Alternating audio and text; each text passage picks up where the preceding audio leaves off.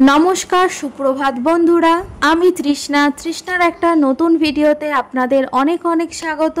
চলুন আজ আপনাদেরকে আমার বাড়ির কাছেরই একটা ঐতিহ্যবাহী স্থানের থেকে ঘুরিয়ে নিয়ে আসি। এই উদ্দেশ্যেই আমি আর আমার দিদি সকাল সকাল বেরিয়ে পড়লাম। আপনারা কেউ গেস করতে পারছেন? গেস করলে কিন্তু কমেন্ট করে জানাবেন। চারিদিকে সবুজ প্রকৃতি দেখে আপনারা নিশ্চয়ই বুঝতে পারছেন যে আমরা কোথায় এসেছি।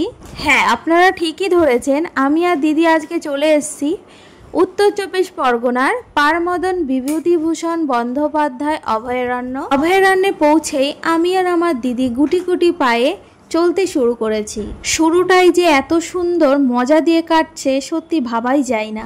অনেক দিন পর পারমদন অভয়ারণ্যে এসে মনটা সত্যি খুব ভালো হয়ে গেল। দাঁড়ান, এখানে এত সুন্দর জায়গা, কয়েকটা ছবি তুলে নি। অন্যদিকে আমার থেকে আমার দিদি বেশি আগ্রহী ছবি তোলাই। এইদিকে দিদিকে কয়েকটা ছবি তুলে আমরা আবার হাঁটতে শুরু করেছি। অন্য একদিন এসেছিলাম, ওই দিন কিন্তু আমরা কোনো হরিণই দেখতে পাইনি, কিন্তু আজ ভাগ্য এতটাই ভালো ছিল যে আজকে কিন্তু বেশ অনেক কটাই হরিণ দেখতে পেলাম। চলুন, এইদিকে কিন্তু বেশিক্ষণ দাঁড়ালে হবে না, আরও আমাদের অনেকটা পথ ঘুরতে হবে। তাই আবার কিন্তু হাঁটতে শুরু করলাম। আর চারিদিকে এতটা নিস্তব্ধতা, হাঁটতেও কিন্তু খুব সুন্দর লাগছিল। যারা সকালে মর্নিং ওয়াক করেন, আমার মনে হয় এই জায়গাটাই কিন্তু খুব ভালো মর্নিং ওয়াক করার জন্য। আর গাছের ছায়ায় অতটা ক্লান্তও বোধ হবে না, আর খুব সুন্দর। দেখুন, আবার এই যে হাঁটতে হাঁটতে চলে আসলাম সেই নদীর পাড়ে। এটাকে কেউ গেস করতে পেরেছেন এই জায়গাটা কোথায়?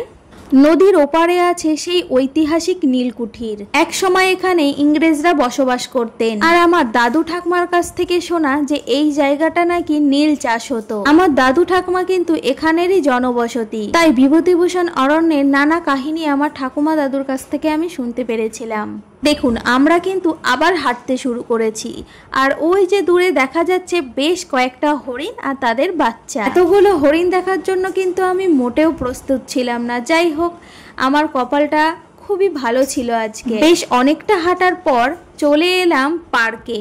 মানে এটা কিন্তু গেট থেকে ঢুকেই এই পার্ক। অন্য একটা রাস্তা দিয়ে পথ শুরু করেছিলাম, আর আবার এতটা রাস্তা ঘুরে আবার পার্কের সামনে এসেই কিন্তু দাঁড়ালাম। যাই হোক, চলুন আপনাদেরকে পার্কটা একটু ঘুরে দেখাই। এখনকার পরিবেশটা একটু জঙ্গল, কিন্তু যখন ডিসেম্বর মাসে মানে ওই শীতের দিকে পর্যটকরা আসে, তখন কিন্তু এই পুরো জঙ্গল কিন্তু পরিষ্কার করে দেন।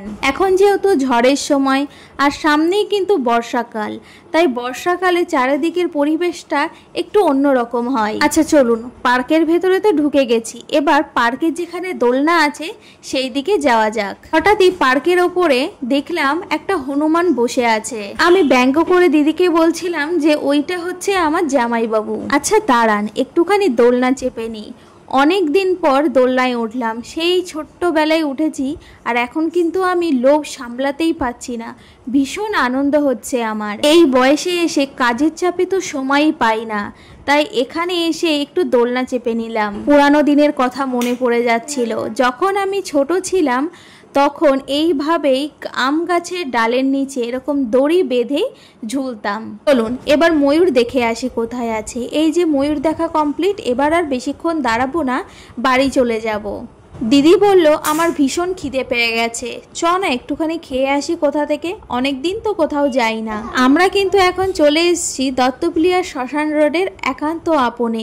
এখানকার পরিবেশটা এত সুন্দর, সত্যি প্রথম দিন এসেই আমি কিন্তু মুগ্ধ হয়ে গেছি। এবার খাওয়া যাক।